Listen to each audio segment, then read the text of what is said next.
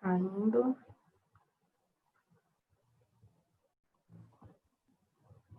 Tá mais azul o seu olho, hein? Ah, é a luz que tá aqui na minha cara. Botei o abajur bem aqui na frente. Você vem quando na Bahia, hein? Agora eu não sei, cara. Com essa confusão que tá, né? Não dá nem pra ficar circulando muito. Eu vou subir uma montanha e vou fazer uma toca para mim lá em cima. Certíssimo. Essa casa aqui vai ficar sendo uma oficina de produção. Se, poss- Massa, massa. se possível, um centro cultural também, passar filme na garagem, usar para Ah, que legal.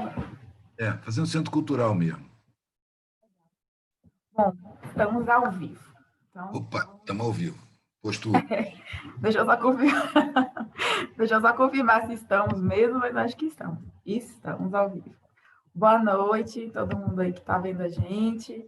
Eu e Eduardo estamos aqui prontos para mais um bate-papo. Muito obrigada mais uma vez Vamos por ter aí. atendido aí meu convite, por estar aqui para a gente ter essa conversa. Hoje é mais que especial, assim. Eu falei por alto com você, eu tinha parado todos os processos de live, tinha parado com tudo depois que Ariel faleceu, que você conheceu, você sabe quem é, quem fez a comida vegetariana para vocês.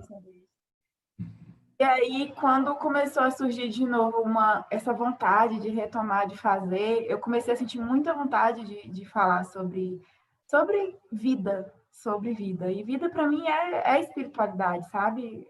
Eu entendo a vida como sendo a própria espiritualidade. E aí eu pensei, poxa, com quem eu poderia falar? E a primeira pessoa que veio na minha cabeça foi você. Tanto que eu só iniciei quando você teve um espaço na agenda. Eu falei, não, eu só vou começar os bate-papos quando o Eduardo puder. Porque Olha, nem me eu avisou. queria muito, eu te falei, né? Porque eu queria muito recomeçar falando contigo, porque eu acho a sua visão sobre espiritualidade muito linda, muito consciente, toca muito assim minha alma, meu coração. E tinha que ser com você, obrigada. Então hoje tem um tom de renascimento esse bate-papo nosso para mim, de recomeço, de renascimento, e é uma honra para mim poder compartilhar isso com você, porque eu vejo sua alma também, então eu sei o tamanho que é da sua luz e é uma honra. Obrigada, viu? Não me agradece, não. Tamo aí. Bom, dá boa noite aí pro povo. Bom, boa noite, pessoal. Mais uma vez aqui com a Denise. Eu nunca recusei o convite dela, né? Já fizemos aí em Vitória da Conquista, já em mais de um lugar. E estamos aí para tratar dos assuntos. A espiritualidade é uma coisa que eu não trato muito com a razão, não. Eu não permito que minha razão se meta muito nessa área, não. Para explicar o inexplicável, conceber o inconcebível, impor sobre ameaça, cheio de verdades. Não, não. Minha espiritualidade, ela só vai no alcance dela, é o que a gente sente, é o que a gente não pode negar, que está aí. A relação do abstrato, é a coisa do abstrato. É aquela coisa da... A arte trabalha com a alma, com o espírito, com a espiritualidade, porque ela trabalha com o abstrato.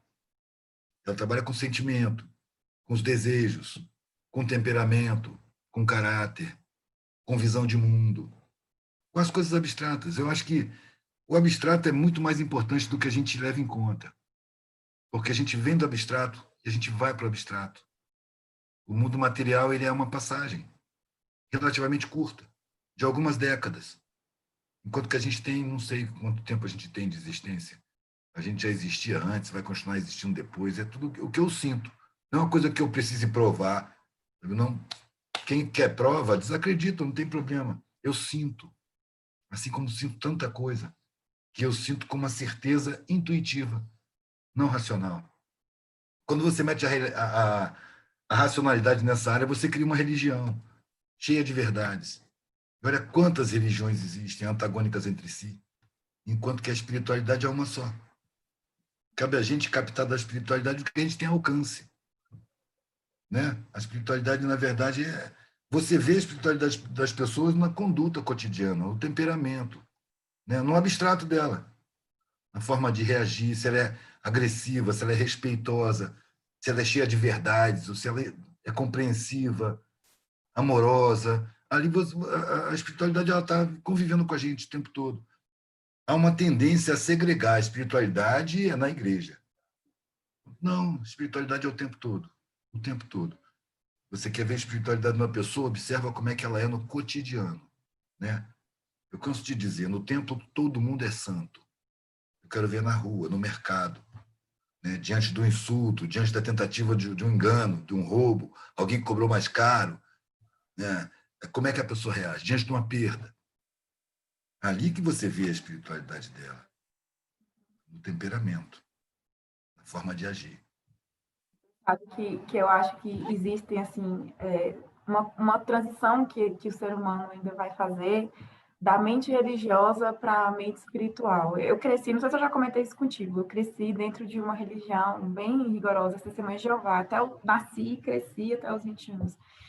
E aí, com 20 anos, eu saí de lá, por livre e espontânea vontade, quis sair, questionei, pesquisei e vi que não era lá no lugar. E aí fui fazendo essa desconstrução e a pergunta que eu mais ouvi e ouço até hoje é as pessoas me dizendo assim, perguntando assim: "Mas você não tem religião? Como assim? Que absurdo, você não tem religião?" E aí eu fico pensando, gente, por que que a gente as pessoas atrelam tanto, né, espiritualidade com religião? Quer dizer, você só tem uma espiritualidade se tiver uma religião? E aí eu falo, não, não tenho. Eu tenho eu já de lá, desde que eu saí, há 17 anos atrás até aqui, eu já li de um tudo, eu já estudei de um tudo, de todas as culturas, todos os países, e a gente vê, uma coisa que eu observei é que de todas as culturas religiosas, uma coisa tem em comum, que é a questão do amor, tem todas. E isso tem todas, é o ponto comum entre todas as religiões, entre todas as filosofias religiosas, é o amor. Só que é uma coisa que no meio religioso mais forte, a gente vê muito pouco, porque as pessoas entendem a religião e a espiritualidade, aquela coisa, você vai uma vez por semana e faz ali a sua devoção, e aí sai dali, e de repente é uma coisa totalmente oposta, e Nietzsche falava, né, que o único cristão verdadeiro era Jesus Cristo, que o resto não sabia ser cristão, o único que Essa é prestava uma era ótima. Jesus. É, É engraçado isso, porque as pessoas parecem que subornam Deus.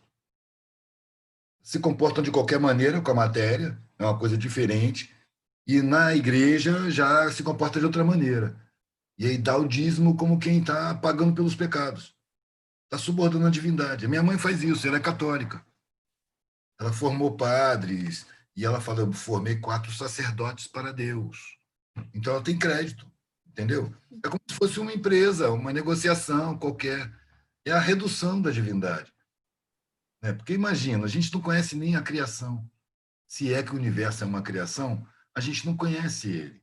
A gente conhece um pedaço ínfimo e sabe que ele é muito maior do que se pode perceber. Diante desse quadro, como é que eu vou ter a pretensão de estar em contato com o ser supremo do universo? E ainda vou imputar a um ser supremo do universo o gênero masculino. Enquanto Deus for pai, a mulher vai estar em segundo plano, o feminino vai estar em desequilíbrio no planeta. um masculino bem patriarcal mesmo, um Pois masculino é. bem, bem, bem. A legitimação do machismo é Deus ser pai. Será que não dá para pensar que uma divindade está além do animalismo da procriação? Porque o que é o gênero? Naturalmente, é a garantia da procriação da espécie. Então, a divindade tem que ter um gênero? Isso não é amesquinhar a divindade? Transformar num paizão vingativo que te manda para o inferno se ele estiver com raiva? Eu não posso acreditar na divindade assim, eu prefiro a dúvida. É aquela coisa que eu sempre falo, eu me abraço com a minha ignorância para não cair no ridículo de estar explicando o inexplicável, colocando minha razão para entender o que ela não tem alcance para entender. Eu tenho muita coisa que aprender aqui. Você percebe quando você vai crescendo, da infância para a adolescência, você começa a perceber um monte de coisa, entender um monte de coisa que na infância você não entendia. Quando está na juventude, na maturidade, você entende situações que você não entendeu quando você era adolescente ou jovem. Assim é espiritualmente. À medida que você vai ganhando capacidade, você vai entendendo o que você não podia entender antes. Agora, se você tiver a arrogância de se colocar como conhecedor da verdade, você bloqueou o seu aprendizado.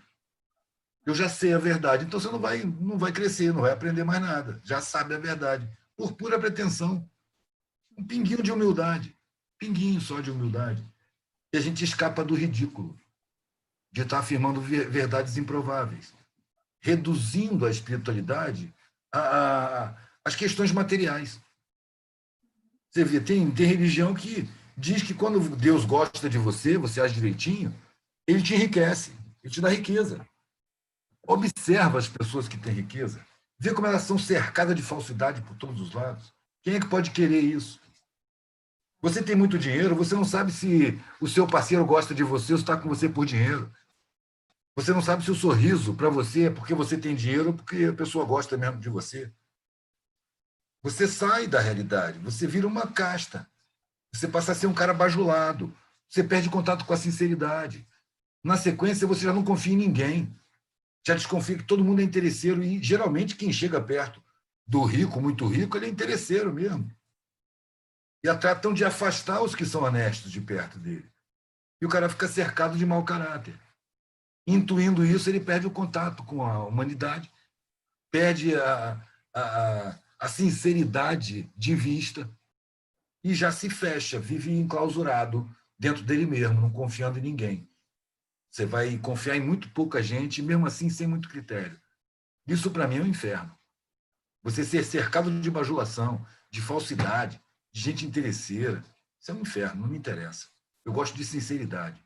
E se eu quero sinceridade, eu tenho que usar uma roupa pobrezinha, puidinha, porque aí ninguém vai fingir para mim. A pessoa interesseira que sorri por interesse, ela não vai sorrir para mim, ela vai me dar desprezo. E desse tipo de pessoa eu quero desprezo, porque ele é sinceridade. E isso eu fico tranquilo que quando alguém sorri para mim nessas condições, está sendo sincero. Não tem interesse nenhum. Eu não vou ostentar. Entendeu? Eu não acho que riqueza é um prêmio de Deus. Eu acho que riqueza é uma prova das mais difíceis para você passar na vida. Para não se Na afetar, verdade, né? Não se afetar com isso. Não sentir superioridade. Um dos sentimentos mais mesquinhos que eu conheço é o sentimento de superioridade.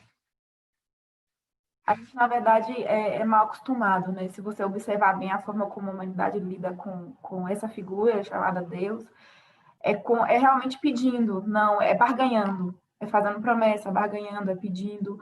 Aí pede para o filho passar no vestibular, mas esquece que para o seu filho passar no vestibular, o outro tem que perder. Então, é uma coisa, assim, muito sem a visão do todo. E eu sempre pensei isso, assim, você fala, gente, Deus é muito maior que tudo isso. Ele não um ser humano, como a impressão que eu tenho é que, culturalmente falando, a gente pegou um homem velhinho de barba, pegou e colocou lá e falou, não, esse homem aqui é Deus. É É, um homem. É um homem, ele tem todos os vícios e defeitos dos homens, assim, essa figura que eu estou falando, da cultura.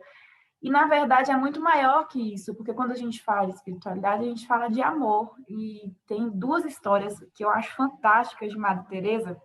Uma, ela estava cuidando lá dos leprosos, e aí chegou um repórter americano, e aí viu lá, né, ela mexendo mesmo, ferida, cheia de pus, aquela coisa e tal, e aí falou com ela, nossa, Madre, eu não faria isso nem por $1 milhão. E aí ela olhou para ele e falou assim, por $1 milhão eu também não faço, eu faço por amor. E a outra história é que tinha um moço morrendo nos braços dela, e aí ele perguntou, me fala o nome do seu Deus, para eu poder morrer falando o nome do seu Deus. Aí ela foi e disse, meu Deus é você. Então são coisas assim tão pequenas e tão simples, de amor, da maneira como a gente enxerga um ao outro, da maneira como a gente age no dia a dia, como a gente é humano. Talvez a forma mais fácil de ser divino é ser justamente humano, de verdade. E a ser o que a gente gente perdeu é. isso. Ser o que a gente é. Exercer com sinceridade. Exercer com humildade.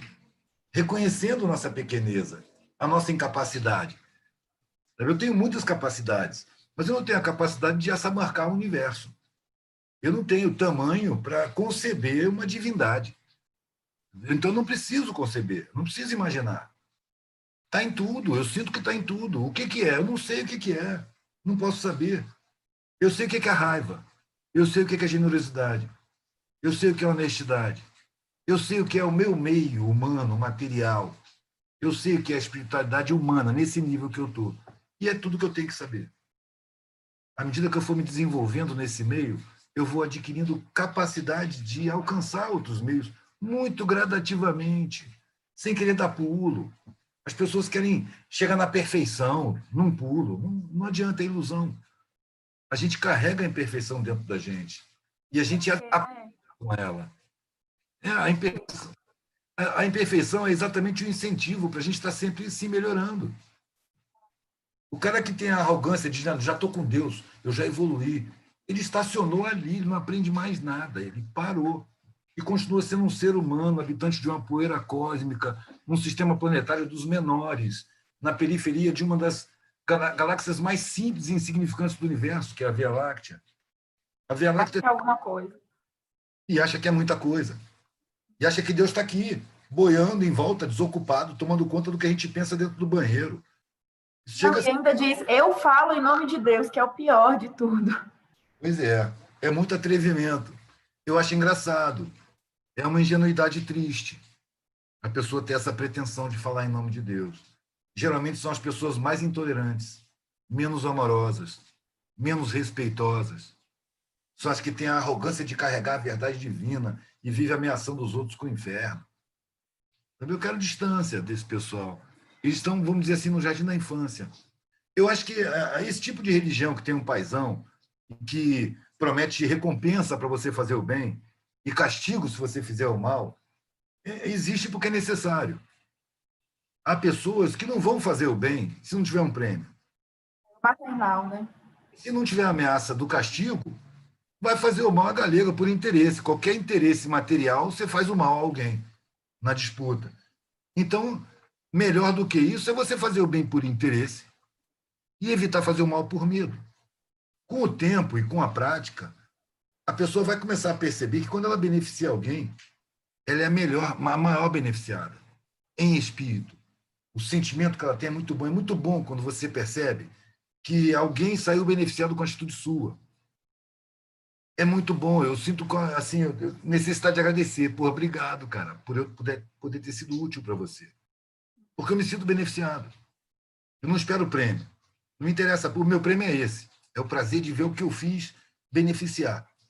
E uma coisa que eu não quero que ninguém saia prejudicado com o que eu faço. Não gosto, não me agrada a ideia de prejudicar alguém, de ter algum benefício por alguém sair prejudicado. Esse benefício não me interessa. Me desagrada. Não é por algum castigo. É porque eu não quero. É porque eu não gosto. Não é para agradar a Deus, não. É para me agradar a mim. Porque eu tenho a minha parcela de Deus também. Como funciona, eu não sei. Mas o grão de Deus que eu tenho, eu chamo de consciência. E a minha consciência é muito atenta e toma conta dos meus pensamentos, das minhas atitudes, de tudo que eu escolho. A minha consciência está ali, junto comigo. Eu preciso ter paz com a minha consciência. E alguma coisa me diz, na minha intuição, que se eu estou bem com a minha consciência, se eu tenho uma consciência atenta, valorizo minha consciência, trabalho minha consciência e estou bem com ela, eu estou bem com a espiritualidade. Porque a minha consciência é a manifestação da espiritualidade em mim. Na minha vida prática, eu não estou na matéria à toa. Eu estou na matéria me desenvolvendo espiritualmente.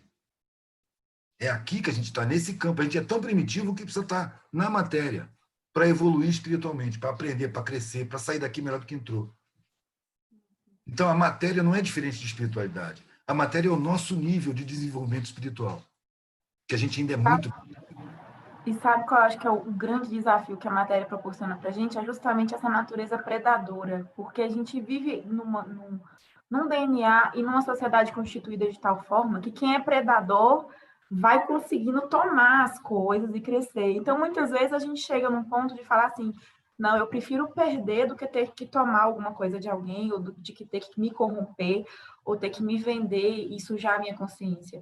E aí, quando você faz essa escolha, você escolhe entre ser um predador e ser o que muitas vezes aqui é considerado um otário, um besta, mas que é um ser humano que fala, não, tem algo aqui maior do que tomar as coisas dos outros para poder ter poder e aí depois morrer, deixar tudo aí e aí. Que sentido que tem isso?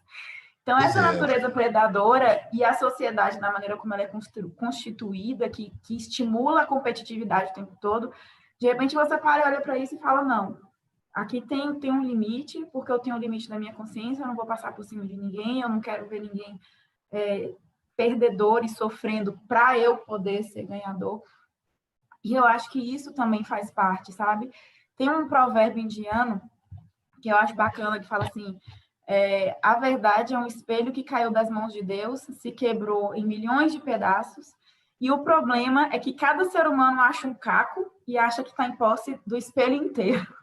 Ah, tá de posse da verdade. A verdade. E é isso. Essas verdades absolutas, essa coisa de que eu quero poder, eu tenho a verdade, eu sei a resposta.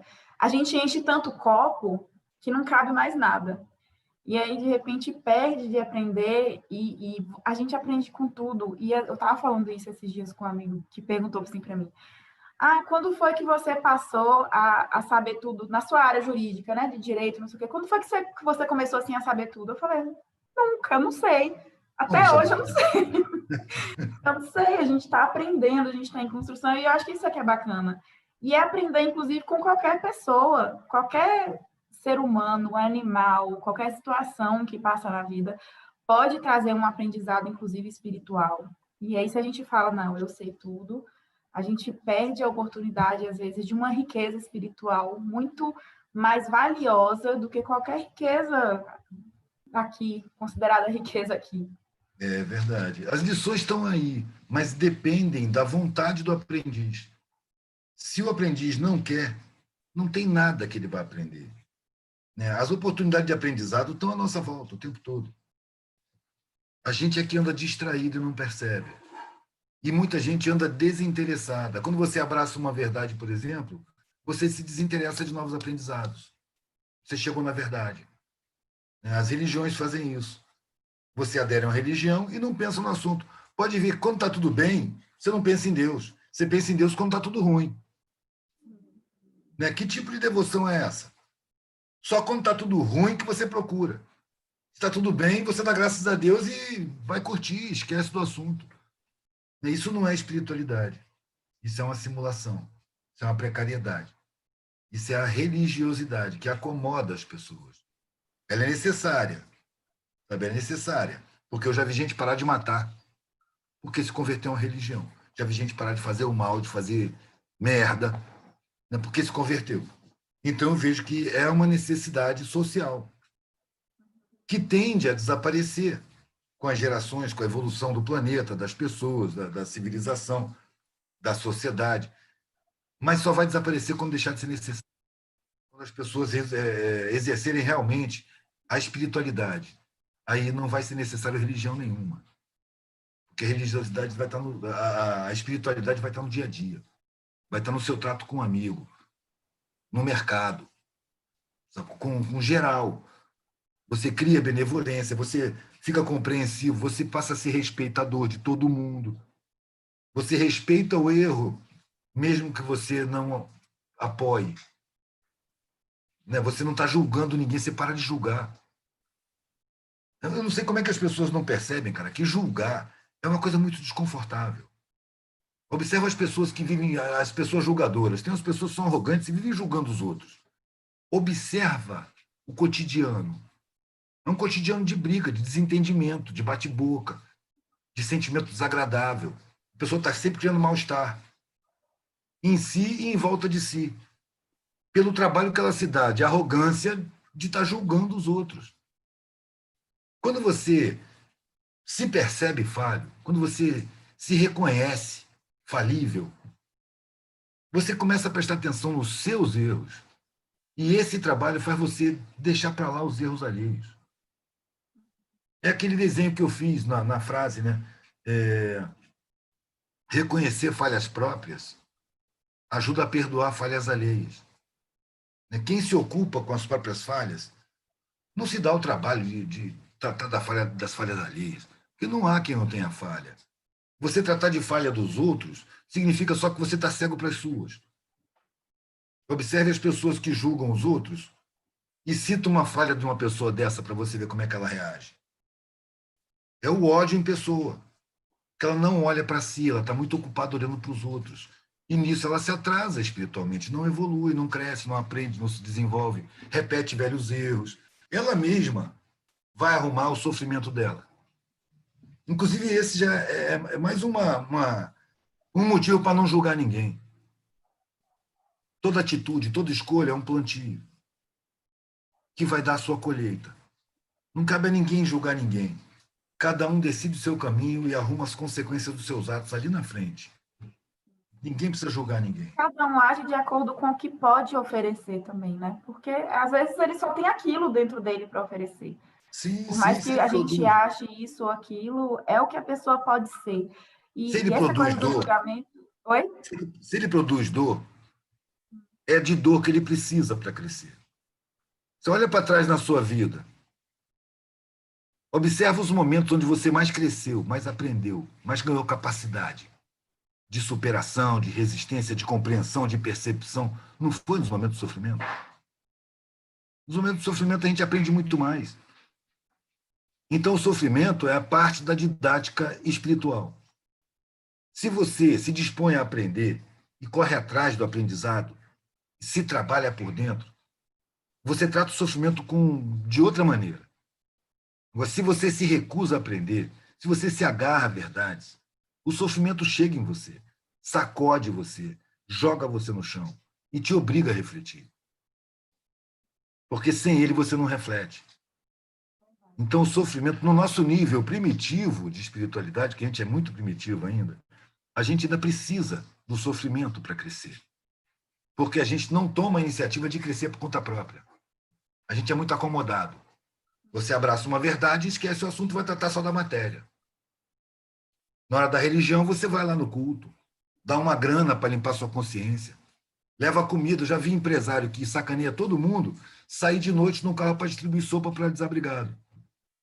Muito bom ele distribuir a sopa, mas ele está ali, não é por uma iniciativa dele, é para limpar a consciência. Ele apronta para caramba e quer ficar bem com Deus. Então ele vai ajudar os pobres.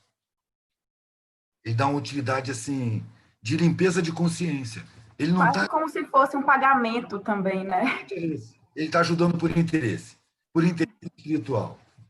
Assim Deus está vendo que eu estou fazendo Uma bem, compensação, um mecanismo de vai compensação. perdoar. Fala, velho. É uma forma muito superficial de viver a espiritualidade, mas a gente ainda é muito primitivo e vai ter que conviver com isso muito tempo. Ainda está na infância espiritual, a humanidade como um todo ainda está na infância. Você sabe que quando eu estava naquele processo de sair da religião, eu ficava pensando, né? Uma das coisas assim que eu pensava, nossa, tem uma parte da Bíblia que fala assim dos atributos de Deus, né? E aí fala que Deus ele tem poder, ele tem justiça, tem bondade, tem fé, tem alegria. São 5 atributos, se eu não me engano, se não me falha a memória. Deus Só tem fé? que a, hã? Deus tem fé? É incrível isso, né? Mas fala Deus isso. mesmo? Ele mesmo tem fé. Mas só que lá na frente fala assim: Deus é amor. E aí, no meu processo de desligamento da religião, muita gente falava assim: não, mas eu falava muito dessa coisa do julgamento, da punição, é uma das coisas que eu não concordo, não acho bacana. Ele falava Vingança assim: não, mas divina. você tem que entender que Deus, um dos atributos de Deus é a justiça. Sim, mas Deus não é amor. Se ele não é amor, até a justiça não tem que ser com amor, o poder não tem que ser com amor, todos os atributos que ele tem, se ele é amor, todos os atributos dele não tem que ser com amor. Só que quando você projeta os erros do homem em Deus, é claro que Deus vai virar um ser patriarcal que pune e que julga sem amor muitas vezes. E as pessoas acostumaram a achar isso normal porque é muito mais fácil, até por questão de ressonância, eu acho que é muito mais fácil para a humanidade ver um Deus que pune e que controla através do medo, do que um Deus que fala, ame seus inimigos. Olha primeiro para você, ame a si mesmo, ame o próximo. Do que Muito um Deus que difícil. fale realmente. Porque você falar de amor, por mais. Parece simples, né? Não, ame ao seu próximo, ame a você. Parece simples, mas não é na prática. Ame a Então quem as você te pessoas. prejudicou. Ame quem te prejudicou. Aí É fica a frase difícil. mais forte de Jesus no discurso dele. Amem seus inimigos, fazei bem aos que vos odeiam. As pessoas ignoram isso. Ignoram. E aí a gente vive no toma lá da cá. É como a nossa sociedade é construída, em cima do toma lá da cá. Não bateu, levou. E a gente constrói inferno. Porque é um círculo vicioso que vai se repetindo. Você se vinga, o cara se vinga, e se você mata, a família do cara vem e mata também, você constrói o seu inferno. É porque você precisa aprender com isso, também não é por acaso. Alguma coisa você tira disso. Eu prefiro viver em paz. Entendeu? Eu acho mais útil, eu acho mais agradável, eu penso melhor e sirvo melhor vivendo em paz. Mas eu não estou no mundo em paz. Eu estou no mundo em guerra, onde o conflito é estimulado, as pessoas são levadas a disputar tudo. As religiões disputam a verdade. Tudo é disputa. Sabe? Eu tenho que ter consciência de onde eu estou, para saber como agir, para não me sentir superior a isso. Eu estou dentro disso, eu não quero agir da mesma forma. Mas eu estou dentro disso, sou tão primitivo quanto o meu planeta, quanto a minha gente, quanto a minha família humana. Se eu estou enxergando um grãozinho a mais, eu tenho uma responsabilidade maior. Eu não tenho uma superioridade espiritual. Mas dentro do contexto universal, o planeta Terra é um nível vibracional, é um nível evolutivo. E todo mundo aqui, o mais adiantado dos seres humanos, não está tão longe assim do mais atrasado dos seres humanos. Está na mesma faixa vibratória. A gente tem que perceber que a gente é uma família e que não adianta você se adiantar sozinho, você não vai a lugar nenhum sozinho. Ou vai todo mundo ou não vai ninguém. Você se adianta e você fica isolado, na solidão lá na frente. Vai ter angústia com isso. Então, se eu tenho uma visão a mais, eu tenho a obrigação moral de levar essa visão para os meus irmãos, de espalhar essa visão, de oferecer a minha visão, como quem serve, não como quem ensina. Como quem está oferecendo um pedaço de bolo. E não quem está num pedestal dizendo eu sou superior a vocês, eu vou ensinar para vocês a verdade. Isso é ridículo. Né? A pose do messiânico é ridículo. Nós somos muito pequenos. Agora, nós temos muitas grandezas. Você já viu numa catástrofe a coletividade fica bonita? Quando desaba o morro, pá, um monte de casa, morre gente. Cara, todo mundo se dá a mão. Todo mundo se solidariza de uma maneira tão bonita. Você fala, caraca, velho, precisa de tanto sofrimento para mostrar o que tem de mais bonito nas pessoas? Por que no dia a dia não é assim? É porque existe um estímulo social para disputa. Se você é generoso, vão te acusar de bobo, de otário. Você tem que ser perverso. Mas é por quê? Nós estamos numa estrutura social perversa, que sabota a maior parte das pessoas pelo simples motivo do trabalho mais importante, mais imprescindível, ser o trabalho braçal, desqualificado. É esse trabalho que garante que todo mundo tenha rua, calçada, luz, poste, roupa, comida. É o trabalho não qualificado. Então, a sociedade produz o trabalho não qualificado e explora essas pessoas como escravos. Isso é perversidade. A natureza social desse momento primitivo é uma natureza perversa. Então, você vê que a sociedade premia a perversidade e castiga a solidariedade. Aquele chefe de seção que sabe que aquele funcionário tem um filho doente, ele está preocupado, está vendo na cara do funcionário que ele está preocupado, e fala para ele, meu irmão, vai embora para casa, vai cuidar do seu filho. Se amanhã ele não está bem, pode ficar em casa, mano, eu lanço aqui sua presença. Fica tranquilo, vai cuidar da sua família. Esse cara vai ser mal visto. Porque o que a sociedade vai cobrar dele? O que o patrão vai cobrar dele? Que ele diga para o cara assim, ó, a empresa não tem nada a ver com os seus problemas, rapaz. Você tem mais é que competir, você tem mais é que produzir. Interessa a empresa que você dê lucro. Se você vai ficar com essa choraminga aí, com esses probleminha aí, você vai para a rua. Esse cara é promovido. Aquele outro mais humano, não. Ele não é promovido. Ele é um capataz camarada. Por isso mesmo que derrubaram o Lula. Era um capataz camarada. Ele não assumiu que era uma fazenda de escravos, mas começou a facilitar a vida dos escravos. Começou a botar serragem para acabar com a umidade, botou uma professorinha para ensinar alguma coisa, e por isso mesmo foi derrubado. Escravo não pode ter instrução. Escravo não pode ter privilégio. Escravo não pode ser servido. Senão fica mal acostumado, vai ficar exigente. Exato. Por isso que derrubaram o governo anterior. Não que ele tenha se voltado contra o poder vigente, não que ele tenha denunciado alguma coisa. Por exemplo, as comunicações continuaram na mão de empresa privada. São grandes empresas que controlam as comunicações e dão as notícias de acordo com seus interesses. Esse poder é fundamental dentro da sociedade. Os governos progressistas não mexeram com esse poder. talvez achando que podiam agradar esse poder e não ser derrubado. Só que esse tipo de poder não tem agrado, não, ele tem interesse. É perigoso, tem pobre na universidade, não pode. Porque o pobre, quando ele vai para a universidade, ele não abandona a pobreza.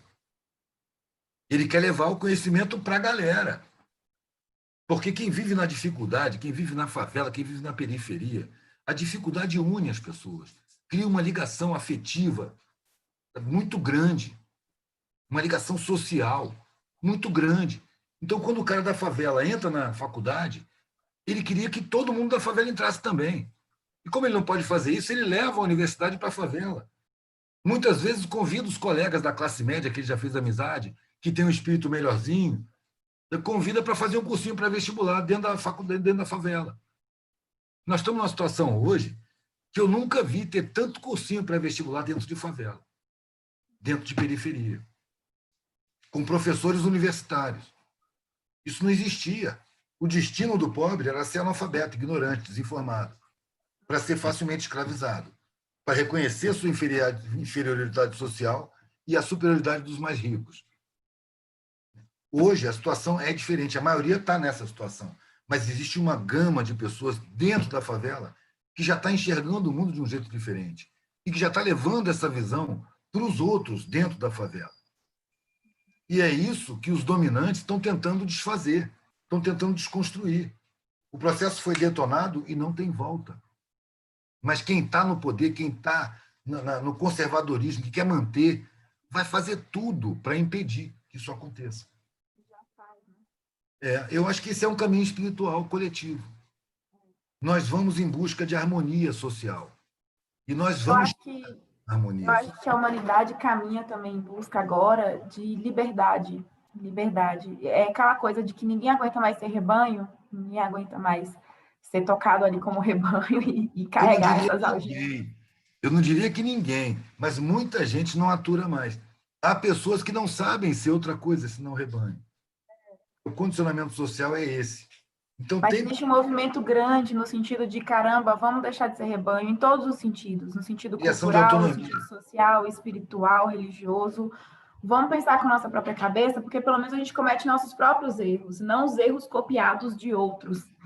Então, vamos pensar com a nossa própria mente, inclusive deixar de ser escravos da nossa própria mente, porque uma coisa que eu observo é que, como existe uma programação cultural e social muito forte, a gente é criado dentro de um sistema muito impositivo, muitas coisas são impostas por nossa própria mente, por nossa própria constituição. E aí, de repente, vem a parte da consciência, que é Deus na gente, e fala, opa, peraí, isso aqui não está certo, deixa eu analisar isso aqui. E analisar a sua própria mente e romper com as algemas que estão dentro da gente. Em todos os sentidos, com as algemas do que foi ensinado pelos pais, pela religião, pela sociedade, pela escola, por tudo. E dizendo, não, eu quero ser mestre de mim mesma, eu quero ser um ser humano que pensa com a própria cabeça, porque eu vou errar pra caramba, mas pelo menos o erro é meu, né? O erro copiado. Exato. Se é para errar, é melhor errar por conta própria, né? E não errar velhos erros. Errar de coisa nova, né? Fazendo erros novos. Exato, criatividade. Criatividade. Eu vejo pessoas... Até para errar. Pessoas precisam de muleta para pensar. E aí vai buscar pensadores de outra época, de outro continente, de outra realidade, e fica achando que aqueles pensadores é que têm a verdade. Mas isso é uma imposição de subalternidade psicológica pelos colonizadores. As universidades foram criadas por colonizadores para formar mentalidade colonizada. Nós estamos num país, todos os países colonizados têm essa característica. Se forma uma elite pretensamente semelhante ao colonizador, uma elite branca, enriquecida, e se planta nessa elite o sentimento de superioridade social e desprezo pelo seu próprio povo. Aí você vê a realidade que nós temos. É uma elite nacional que tem desprezo pela população brasileira e idolatria pelo colonizador. Não, o colonizador que é o forte, é o europeu, é o estadunidense. É a mentalidade colonizada, exercida pela elite aqui dentro, que através da publicidade, da lavagem cerebral midiática, do massacre ideológico, e impõe essa subalternidade à população inteira. E aí você vê que é comum pessoas com camisa I Love New York, bandeira dos Estados Unidos, os nomes em inglês têm mais status. Você vê uma subalternidade. O cara, quando é gringo, é visto com mais respeito. O brasileiro que estudou em Sorbonne é visto como superior, estudou em Harvard, é visto como superior. Isso é subalternidade cultural, psicológica. É essa autonomia que a gente tem que desenvolver. Perceber que a gente tem valores que são humanos tanto quanto do colonizador. Porque lá no fundo, psicologicamente, a gente acaba achando que o branco, louro, o explorador, ele é espírito. E o mestiço, o negro, o indígena, o misturado, o resto do povo, ele é corpo. Ele é animalesco. O espiritual, o honesto, o competente é o gringo, é o dominante. Mas é uma mentalidade plantada por eles, em todos os países colonizados.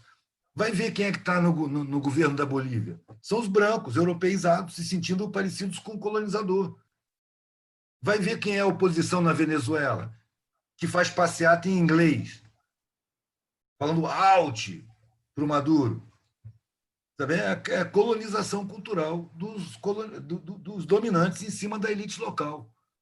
A elite local é sempre traidora, serviçal do explorador, do escravizador, do saqueador, e joga sempre contra a sua própria população. É preciso a gente ter isso na cabeça para perder essa admiração abjeta pelas pessoas que têm muito dinheiro. Porque ele só tem muito dinheiro. Eu nunca vi um pobre perder tudo e se matar. Eu já vi muita tragédia, entendeu? O cara perde não só a casa com tudo que tem dentro, às vezes perde a família que está dentro da casa. Ele chega do trabalho e perdeu tudo. Eu já vi essa situação muitas vezes. Eu nunca vi um suicídio de um desses caras. No entanto, milionário, o grande empresário, riquíssimo, perde tudo, fica sem dinheiro nenhum. Ele se mata. Às vezes mata a família, por medo da pobreza.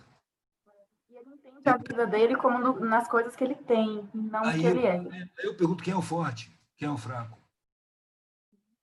Desde pequeno que eu escuto que o pobre é o fraco, o rico é o forte. Mas eu fico observando os fatos e os fatos me dizem exatamente o contrário. Quando eu fui viver na periferia, eu vi a quantidade de dificuldade que a galera periférica encara e supera. E eu sei muito bem da classe que eu vim que as pessoas não encaram esses problemas. Entram em desespero. Paga pobre para resolver. No meio da periferia não tem isso. As pessoas resolvem, superam, são muito mais fortes, são muito mais solidárias, são muito mais humanas. Não por uma questão de evolução espiritual, mas uma questão de necessidade prática cotidiana. É porque é uma coisa que está na simplicidade, que é muito mais além do que aquilo que a gente pode explicar. Em coisas Quem trata simples com mesmo. dificuldade tem mais acesso à solidariedade. Quem trabalha com muita dificuldade se solidariza quando vê pessoas em dificuldade. Quem vive na facilidade tem mais dificuldade em ter solidariedade. Porque não tem dificuldade, não entende, não se coloca no lugar, não sente o sentimento do outro. Solidariedade é isso, é sentir o sentimento do outro. Então, se eu vejo um cara com fome, é muito mais fácil me colocar no lugar dele se eu já senti fome. Cara, eu sei o que é isso. Chega aí, eu divido contigo. Para mim é fácil ser solidário, é como uma obrigação, não é uma virtude. Na periferia, a solidariedade é uma ferramenta de sobrevivência, não é uma virtude espiritual. Solidariedade só é virtude para quem não precisa de solidariedade. E aí você exerce o que você quer. Agora, quem vive com dificuldade, ela se torna solidária, mesmo sendo egoísta, por uma questão de sobrevivência. É. Porque o amigo ali, o vizinho, está ruim, mas ontem é eu que estava ruim, e amanhã pode ser que eu esteja ruim de novo. Do mesmo jeito que quando eu estou caído, alguém vem me ajudar, quando eu vejo alguém caído, eu quero ir lá ajudar também. Isso não é evolução, isso é prática, cotidiana, que trata da nossa evolução espiritual, do nosso cotidiano. Uma ponte. É, a maior parte, a parte mais importante da nossa espiritualidade fica fora do templo, fica fora da religião. A ignorância é você achar que a espiritualidade está no templo, entendeu? Está na conversa com Deus. Você conversa com Deus o tempo todo. Você está diante da sua consciência. Isso é Deus. Não é uma figura de barco. Como você olha para o outro e como você trata o outro. E no dia a dia, às vezes o outro é só quem mora com você dentro de casa mesmo. É uma coisa muito simples, muito ao Exato. alcance da mão. Sabe uma coisa que eu não entendo? A gente vive, às vezes eu paro assim e penso, não, a gente vive num ciclo interminável de feriados e parece que as pessoas, a sociedade é montada em função dos feriados. Então, a gente espera o Natal, depois o Ano Novo, o Carnaval, São João, Dia dos Pais, Dia das Mães, e aí vai. Aí acaba de novo, depois recomeça tudo de novo. Quando você vê, já é carnaval outra vez. E de vez em quando eu paro para isso, me dá uma agonia, que eu falo, gente, parece que eu tô presa naqueles filmes que a pessoa fica voltando no mesmo dia Sim, sim, e modo revivendo no contínuo. mesmo dia, Repetindo, repetindo, repetindo. repetindo, repetindo. E de repente você olha e percebe que tudo passa muito rápido. Nos últimos meses eu perdi minha sobrinha e perdi uma das minhas melhores amigas também, algumas semanas depois que minha sobrinha morreu, que inclusive era uma pessoa que a frase da vida dela, ela dizia assim, que tudo que a gente pode fazer pelos outros ainda é o mínimo. Ainda E é pouco. ainda é pouco. E ela era uma pessoa assim que não perdia nunca. Ela dizia: a gente não pode perder a oportunidade de ajudar o próximo. E ela tinha isso assim. E era Cara, uma pessoa, uma pessoa dessa quando morre, a gente tem que comemorar, cara. ela se libertou. É um lugar muito E melhor aí do que eu isso fico, aqui. um Ela não ser merecia humano ficar desse. aqui. É, Deu. e ela realmente fazia isso. Você precisa ver, ela vivia para ajudar as pessoas. Uma pessoa dessa, ela é a própria espiritualidade. Ela é o templo caminhando na Terra. Está Porque exercendo. ela exerce ali na prática. O que adianta a gente exercer a espiritualidade uma vez por semana, num lugar específico, e depois, todos os outros dias, a gente ser cretino? É verdade, é verdade. E também olha, tem outra coisa. Você fala que perdeu um amigo. Você não perdeu amiga, não. Só se perder seu afeto. Você acha que vai ficar aqui para sempre? A porta da morte está aí para todo mundo, cara. A morte não é uma tragédia, não. Rápido. É, E vem muito a morte rápido, muito é de... a porta de saída. A gente entra e sai. Se você tem afeto pela figura, você tem ligação com a figura. O afeto é uma das ligações mais fortes que eu conheço. Então, na hora que você passar pelo portal e entrar na vibração do lado de lá, não material, você vai estar na dimensão dela. E se você tem afeto, você vai, como que um magnetismo vai levar você a ela. Sabe que quando a gente perde uma pessoa assim, a gente ouve muita besteira, muita gente fala muita coisa, né? Mas você me falou uma frase que ficou assim, me fez tão bem. Não sei se você lembra, na hora que eu falei com você, eu falei do Eduardo, Ariel morreu e tal. Aí você falou assim, vai menina, que o que você quer tá em tudo quanto é lugar. Eu achei tão lindo isso. E realmente é tão isso. Tipo, o que ela queria, que ela era um espírito muito livre, muito. Você sabe, ela quis ir com você, ela queria, ela doida pra ir com você naquela Kombi e partir pro mundo. E aí, na hora que você falou assim, vai, menina, vai em paz, porque o que tu quer tá em todo É em canto. É toda uma coisa parte. assim que você falou. E é bem isso, tipo, a gente vive como se a morte nunca fosse alcançar a gente. Eu nunca tinha tido uma experiência tão direta com a morte como eu tive nos últimos meses. E faz a gente pensar, dá um sacolejo mesmo. E a gente percebe que a vida, além de frágil, ela passa muito rápido. E aí, de repente, a gente pensa, não, o que que é? Tipo, eu tinha marcado, antes de Ariel sofrer o acidente, eu tinha marcado várias vezes com ela da gente ir no cinema e não, eu desmarquei ou ela desmarcou por conta de coisas de trabalho, do dia a dia. E hoje isso me dói profundamente de pensar, eu queria muito mais ter tido esse momento na lembrança com ela, de ter ido assistir Malévola no cinema, do que ter ficado uma tarde inteira trabalhando ou ela ter ficado uma tarde inteira estudando. Então, assim, para o que que a gente dá prioridade? Isso também é espiritualidade. O tanto que a gente dedica para as pessoas que são importantes, o que que realmente é importante. Isso também, pensar nisso também é exercer uma espiritualidade no dia a dia. É. Agora o tal negócio. Você recebe uma bagagem social de informações. E aí, o que, que vai determinar o que é importante? É a razão? É o sentimento? É a intuição? O que, que vai determinar o que é mais importante? Eu determino o mais importante com a minha parte subjetiva, com o meu sentimento. A minha razão, eu reconheço ela muito precária e muito assediada. A minha razão passou pelo sistema de ensino. O sistema de ensino que é altamente competitivo, que mostra objetivos de vida que são falsos, são ilusórios. Então, eu não tenho confiança suficiente na minha razão para as questões fundamentais. Eu confio muito mais no meu sentimento. E na questão da espiritualidade, meu sentimento é muito simples. Eu entrei por uma porta, vou sair por outra porta. Eu já nasci existindo e vou morrer, continuar existindo. O mundo não começa quando a gente nasce, não termina quando a gente morre. Eu estou de passagem. Eu estou pronto para aprender. Eu não carrego verdade nenhuma. Mas eu sinto muito fortemente as coisas. Eu sinto muito fortemente a espiritualidade. Que não se explica, mas se exerce. É prática, não é teoria. Eu não acredito em nenhum tipo de teoria da espiritualidade. Eu acho que o ser humano não tem tamanho, capacidade para alcançar essas dimensões. O que a gente pode alcançar é próximo do animal. É o sentimento que a gente tem. A espiritualidade está ali, está no abstrato. Está nos meus desejos, no meu temperamento, no meu caráter, nos meus objetivos de vida, no meu apego ou desapego, no respeito ou desrespeito, no meu Valores que a gente carrega. equilíbrio, na minha arrogância ou na minha humildade. É aí que está a espiritualidade. É coisa para o cotidiano, é coisa para o dia a dia. Não é para dentro de um templo. É engraçado, mas a impressão que eu tenho é que o templo desperta a hipocrisia das pessoas.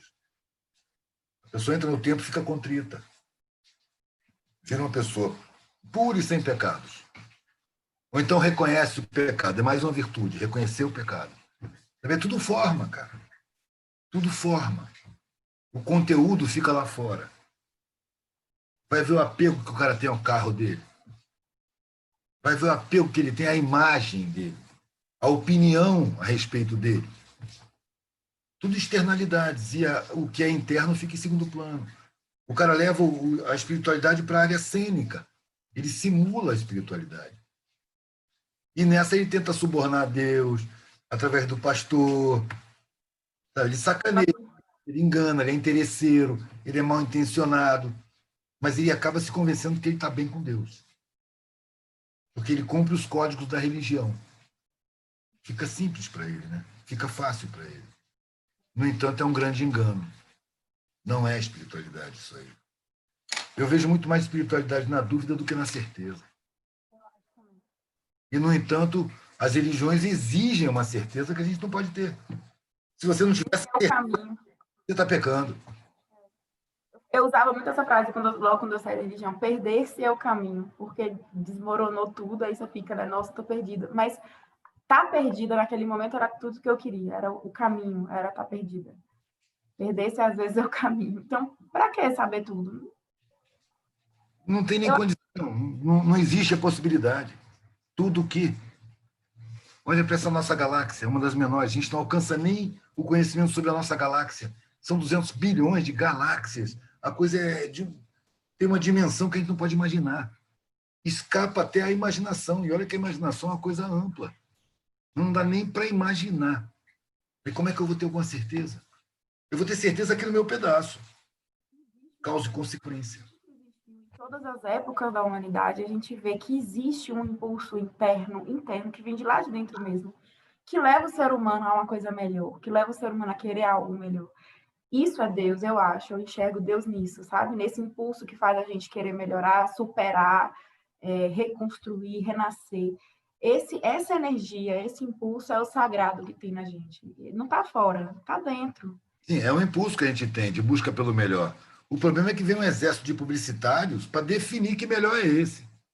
Então, o melhor é um carro melhor, é uma casa melhor, é uma ostentação melhor, é mais dinheiro. E não é nada disso. Não é nada disso. Na verdade, a evolução não dá lucro. E nós estamos na sociedade do lucro. Então, não interessa a evolução real. Interessa a simulação de evolução. Né? Você vai entoar... Pelas coisas na própria mídia que dão ibope, né? Tipo, se a gente for um bate-papo, assim, nosso ou de qualquer outra pessoa sobre algum assunto legal, não dá ibope. Agora, se a gente estivesse aqui falando de um assassinato, que alguém matou fulano de tal com não sei quantas facadas, com requinte de crueldade, tava audiência fortíssima, todo mundo querendo saber. Mas que tipo de audiência é esse, hein, cara? Tá aí os audiências que eu quero. As escolhas que a gente faz, a gente escolhe, tipo, não, não me importa essa audiência, não me importa. Você falou, eu vi uma palestra tua uma vez falando sobre essa questão da competitividade, você fala muito bacana. Você falou uma vez de uma competição sua, uma vez que você ganhou e aí viu um amigo seu perder, né? Como foi? Foi. Uma das primeiras, assim, que eu competi, competição de adulto, era ciclismo. E o cara era de uma federação, ele era profissional ciclista. Ele visava um patrocínio naquela corrida. Ele tinha que tirar primeiro, segundo ou terceiro lugar. E eu ia para o treino e ficava no Autódromo de Brasília, treinando bicicleta. E ele me ensinando as coisas sobre ciclismo. E eu aprendi com ele. E no dia da corrida, a gente estava na mesma categoria, eu e ele. E no final da corrida, eu passei. Ele estava em terceiro e eu passei ele. Eu fiquei em terceiro. E ele foi desclassificado, de quarto para trás, ficar desclassificado. E ele tinha um objetivo, que era um patrocínio, que com aquele terceiro lugar ele conseguiria um patrocínio para ir treinar na Europa. Vinha de uma família pobre. A família tinha o maior orgulho do sucesso que ele tinha no ciclismo. E eu não tinha noção, eu era filho de um coronel, não tinha necessidades, eu não tinha. Tudo isso que eu estou dizendo aqui, na época não passava pela minha cabeça, eu fui percebendo depois. Eu percebi primeiro um choque, que o cara estava muito triste, chorando muito, largado no chão. E para mim a competição não tinha essa importância toda. Por que o cara está assim tão desesperado? E eu demorei um tempo lembrando que ele me falava que queria um patrocínio, que vinha de uma família pobre. Eu fui ligando os pontos depois. E percebi que eu não queria ter tirado aquele lugar. Eu devia ter deixado ele ganhar. Começou a perder o sentido para mim competir. Mas ainda não tinha assimilado por completo, porque depois dali eu fui para o Exército. E no Exército eu ganhei troféu, eu entrei em vários esportes, eu inaugurei a equipe de ciclismo, eu joguei futebol, eu joguei vôlei, eu joguei basquete, eu fiz muito tipo de corrida rústica, 10 mil metros, 800 metros. Eu tinha muitos esportes, era de tiro, o ciclismo. Então eu ganhava medalhas, ganhava troféus, e sempre observando que nas competições os perdedores ficavam tristes. Quando chegou num certo ponto, eu falei, não quero mais competir. Não quero mais competir. Eu estou construindo minha alegria em cima da tristeza alheia. Essa alegria não é lícita, ela não me interessa mais.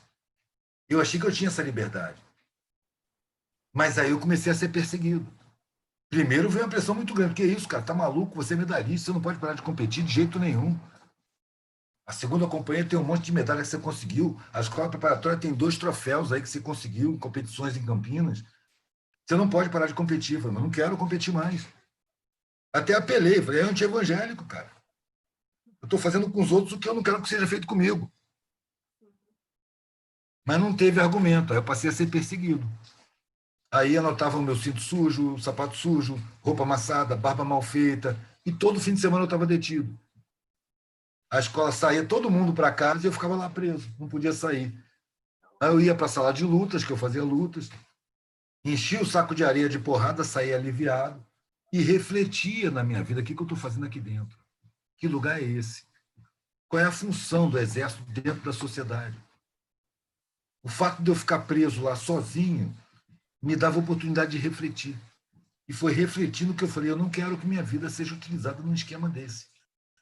Eu estou sendo preparado para reprimir a população. Eu não quero.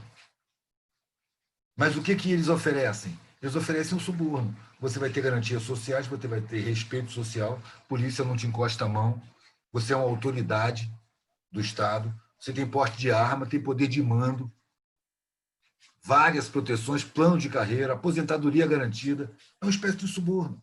Você é o predador. Viola a sua consciência e a gente vai te dar todas as garantias e privilégios que a sociedade pode te oferecer. Agora, fica o pé na consciência e não abre mão, você vai ver só como é que você vai ser perseguido.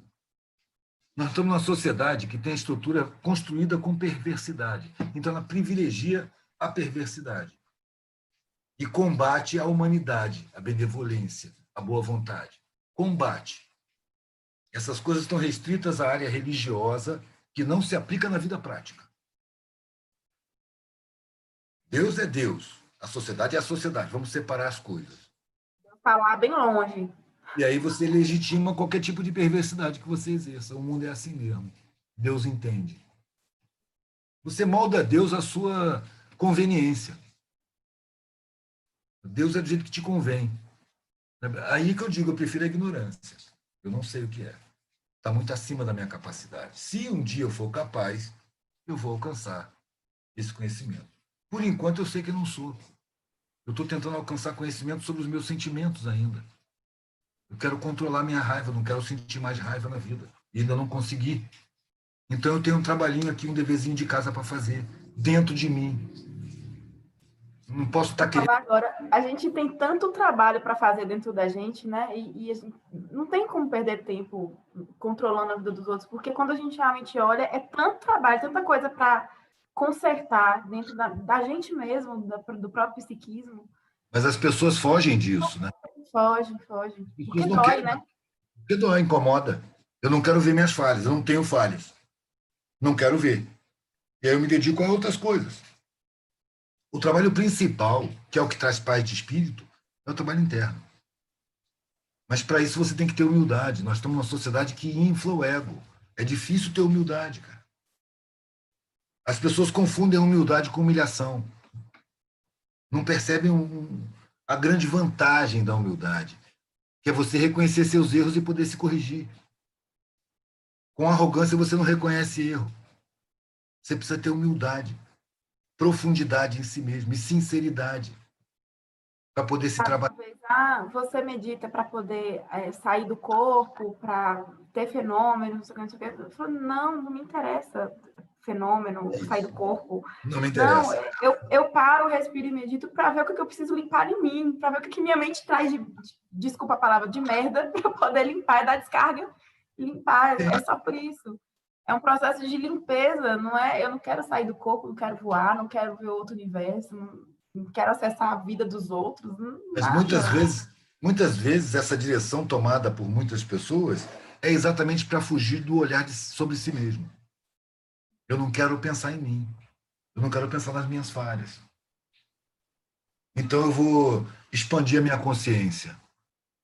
Eu vou fazer yoga, eu vou fazer meditação, eu vou fazer viagem astral, mas o egoísmo está ali, o apego está ali, a intolerância está ali, sabe? O sentimento de superioridade está ali. Um monte de precariedades espirituais estão ali. E a pessoa não quer ver. Porque para ela é difícil trabalhar em si. O ego está muito inflado.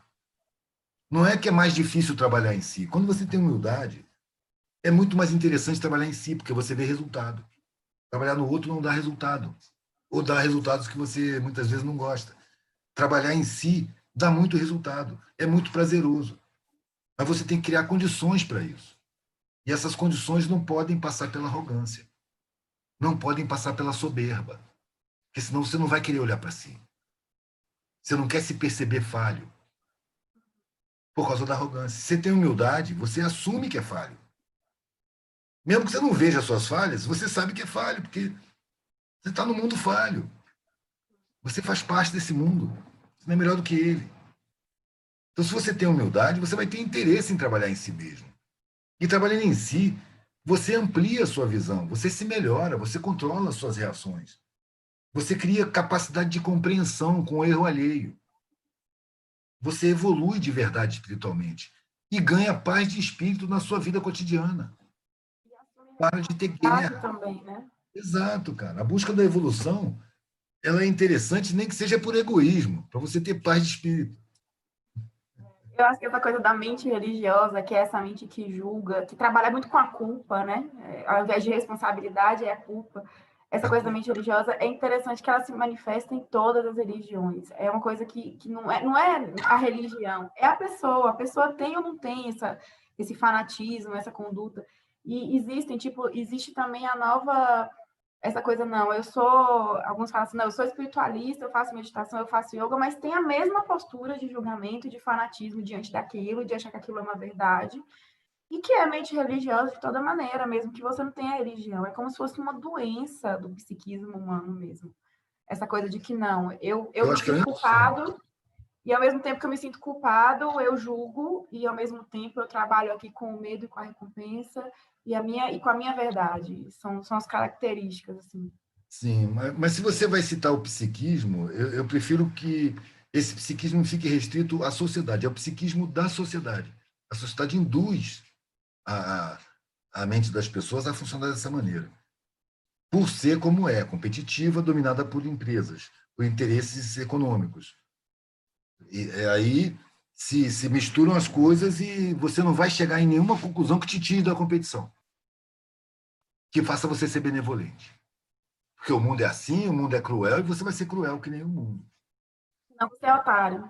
E a espiritualidade que é estimulada é a espiritualidade que separa as coisas. Você vai exercer a espiritualidade num meio. Você vai viver sua vida em outro meio.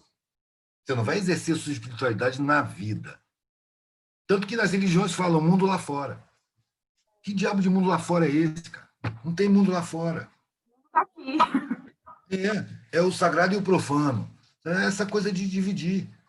Tá? O mundo é o profano. Não, cara, é tudo sagrado. Ou é tudo sagrado ou nada é sagrado. Ou é tudo um grande milagre ou não existe milagre. Não existe essa divisão. Essa divisão é feita por interesse social. Porque os dominantes são um punhado a quem não interessa que a espiritualidade se estenda para a vida cotidiana. Se a espiritualidade se estende à vida cotidiana, a miséria vai ser um foco principal de atenção. O abandono vai ser um foco principal de atenção. E para a sociedade que a gente vive, não interessa essa atenção. A gente precisa concluir, a gente é levado a concluir que a miséria é uma fatalidade, inevitável. E muitas vezes a gente acredita que é culpa do miserável. É porque ele não se esforça, porque é indolente, é um preguiçoso. Não se vê que é uma programação social para que isso aconteça. E que para a sociedade não interessa a verdadeira espiritualidade. Interessam as espiritualidades ilusórias, as espiritualidades de superfície, onde você tem um Deus subornável e você pode ser perverso no seu cotidiano. Você pode ignorar o sofrimento alheio no seu cotidiano. É fácil dominar por culpa a pessoa, por medo. Exato. Não, e a ameaça está no ar. Se você vai seguir sua consciência, prepara o lombo. Você vai ser perseguida, discriminada, ninguém é assim. As pessoas se comportam como que diz assim, se eu violo minha consciência, quem é você para não violar? Chega a ser desaforo, né? Chega a ser ofensivo. Você não viola sua consciência, com sua consciência, você tem alguma coisa muito errada. Vai ter gente se esmerando em procurar alguma coisa para dizer, ah, ela é hipócrita. Alguém procurando qualquer coisa para te acusar. Aí, quando não acha nada para acusar, chama de otário. Mas é otário. Ou você, assim, né? ou você é bobo, trouxa. Na verdade, essa coisa do rebanho é muito forte. Não interessa para nenhum, na estrutura, nossa estrutura social e cultural, não interessa uma pessoa que pensa por si mesma. Interessa pessoas que repetem padrões, os piores, inclusive. Mas uma pessoa que, de repente, olha para os padrões e fala, opa, isso daqui eu não quero para mim, eu quero pensar diferente. Aí não interessa, não tem Que não utilidade. assume os valores da sociedade. Eu não quero ficar rico de dinheiro. Eu quero ficar rico de substância, de conhecimento, de sentimento. Você é doido. Você é doido. Você não é normal. As pessoas não estão... As pessoas que eu falo assim, né? O sistema como um todo não está acostumado a ver os princípios e os valores mais humanos como tendo mais valor do que essa estrutura de competitividade, de ter dinheiro, de ter bem, de ter não sei o quê. Aí não é nem questão de costume, ele induz a desvalorizar esse lado. Vive disso. É desumano. O sistema social é anti-humano, é antissocial, é hipócrita, é criminoso, porque rouba direitos constitucionais da maioria da população e apregou valores. Não dá para acreditar nos valores que a sociedade impõe, cara. Não dá para acreditar. Eu vou botar uma fé e vou respeitar uma sociedade quando não tiver ninguém miserável, quando eu não for obrigado a ver gente que nem lixo, quando as forças de segurança forem respeitosas, quando a saúde pública tiver recurso para atender todo mundo que precisa. Aí eu vou respeitar essa sociedade. E de resto, pode vir me impor o que for. eu não assimilo, não quero, recuso, e venham as consequências. Porque A gente fala, pior do que eu violar minha consciência, eu não consigo imaginar nada.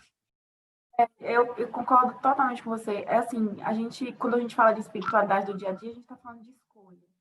E a escolha que a gente faz a cada minuto da vida, é a escolha. E a escolha é essa aí. Não, eu vou escolher manter minha consciência tranquila, colocar minha cabeça no travesseiro, respirar fundo e ficar em paz, ou eu vou escolher outra coisa. E a vida vai colocando, o sistema coloca opções de escolha o tempo todo. E eu nunca me arrependi, nem conheço ninguém que tenha se arrependido de preservar a própria consciência acima de tudo. Não, as pessoas que realmente falam, não, a minha consciência tem um valor maior e eu posso perder o dinheiro que for, eu posso perder o que for, pessoas, o que for, mas a minha consciência eu quero preservar. Eu não conheço ninguém que se arrependa dessa escolha. As E não pessoas que fazem faltou, essa escolha, ninguém se arrepende. e não falta retaliação, né? Falta, mas assim, é uma força interior e uma paz interior que o resto não faz muita diferença, não. Releva, E a gente passa venha, retaliação, venha, pode cumpra. vir. Eu não vou conseguir olhar para minha cara no espelho se eu violar minha consciência. E aí você imagina daqui a 50 anos, né? Aí você tá. Aquela historinha do velhinho que você conversou quando você era adolescente, né? Aí a pessoa tá ali, ela tem todo um patrimônio, e de repente ela olha para trás e a vida não tem sentido nenhum. E pior do que isso, a vida acabou, morreu de acidente, ou amanhã. E aí? O que adiantou? Então, a consciência a gente leva. A nossa consciência, essa parte da gente de valor, de consciência, o amor que a gente amealha no outro e na gente mesmo, isso a gente leva. O Sim, resto não. sim, sim. E você leva a sua sintonia. O que você fez para ter tanto dinheiro? Tudo que você fez, tudo que você causou, tudo que você teve que fazer para ter esse dinheiro todo, vai influenciar a sua vibração pessoal. E essa frequência, quando você passa para o outro lado, sintoniza um nível de frequência de vibração do outro lado. Você vai para o meio que você sintonizou. Você botou sua frequência, você tem morte nas suas costas, você tem roubo, você enganou, você deu volta. Para você ser grande empresário, você tem que ter feito alguma falcatrua, tem que ter feito várias. Subornou, enganou, puxou tapete, derrubou. E você vai vibrar nessa frequência. E quando você passa para o outro lado, você vai encontrar esse meio. Porque não é como aqui, na matéria, isso aqui é o lugar comum. Aqui você tem gente elevada, gente atrasada, você tem anjos e demônios. Aqui é área comum para todo mundo, qualquer nível Bravo. que. Agora, quando você passa para o outro lado, você passa incorpóreo, você vai para a frequência que você cultivou durante a vida. São muitas dimensões. Não é a dimensão invisível, a dimensão visível. São muitas dimensões. Daí aquela ideia de céu, inferno, purgatório. Eu acho que são muitas, muito mais opções vibracionais do que 5 ou 6. E você vai para o seu meio. O que você fez determina o que você é. Pelo menos, exato. Você vai encontrar semelhantes. Sabe que uma das frases que eu mais escutei na minha vida, e de vez em quando ainda escuto como advogada, é a pessoa. Hoje eu dou risada, eu acho engraçado, mas já me doeu muito de falar assim: ah, você não vai longe como advogada, não, você é muito ética, você é muito honesta, muito escrupulosa, não vai longe, vai ganhar dinheiro como advogada. Não, o meio jurídico é isso mesmo. É isso mesmo. E Eu as deixei, pessoas falam isso como uma coisa tão normal de falar. mas é normal de viver. E eu fico escutando assim, eu falo, Entendimento meu do meio Deus, e jurídico. me dá, sabe o quê? Pena. Eu sinto pena, sabe? Porque assim, não faço questão. Eu falo, esse tipo de dinheiro aí de poder, você pode guardar, pode levar, pode ficar para você, não faço questão, não. Mas eu sinto pena, porque é ver tão limitado o exercício, tipo, eu não sou advogada, eu estou advogada, mas eu posso ser uma outra coisa, não é o que eu sou. Eu sou um ser humano que está aprendendo, que está evoluindo e que assume uma responsabilidade no mundo com as pessoas à minha volta, com as pessoas que estão ao meu alcance.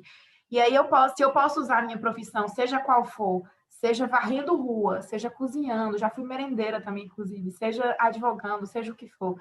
Se eu posso usar a minha profissão para poder tocar as pessoas e ajudar as pessoas, maravilha. Agora, usar de uma outra forma, só para adquirir patrimônio, passando por cima dos outros e me corrompendo de acordo com a corrupção do sistema, Tem muita gente que fala assim, mas o processo seu não anda porque você não suborna o juiz, como se fosse a coisa mais normal do mundo. Mas Eu falo, não suborno mesmo, não pago, eu não tiro dinheiro meu para pagar um servidor público para fazer uma coisa que ele tem que fazer, não pago. E eu prefiro levar a fama mesmo de que não, os processos estão demorando. Tá, beleza. Tem um monte de advogado aí que faz, então pode procurar um advogado que seja mais ágil nesse sentido, não faz questão. Mas você vê, essa corrupção não é característica só do meio jurídico. Em todos os meios é a mesma coisa. Na medicina, é cruel na medicina. Você trata com gente sofrendo.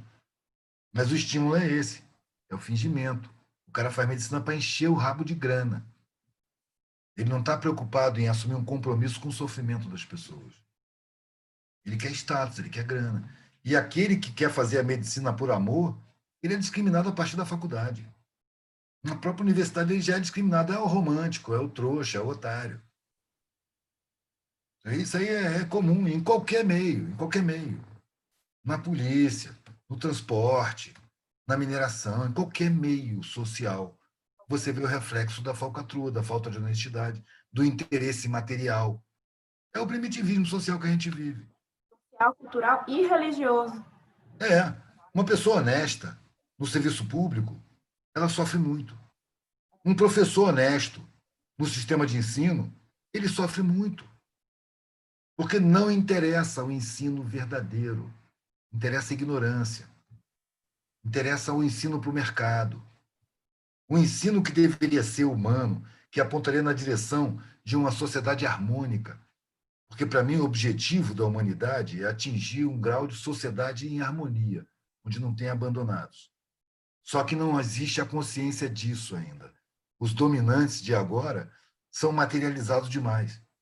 Eles induzem as mentalidades à superfície. É competição, é um melhor do que o outro, é disputando, é ostentar, é usufruir de privilégio. Não alcançou ainda o patamar de perceber que você ter mais do que precisa numa coletividade onde tem quem não tem nem o que precisa é constrangedor, é vergonhoso. A gente não alcançou ainda esse sentimento, porque a gente tem um estímulo de achar que se você tem mais é porque você é melhor do que os demais.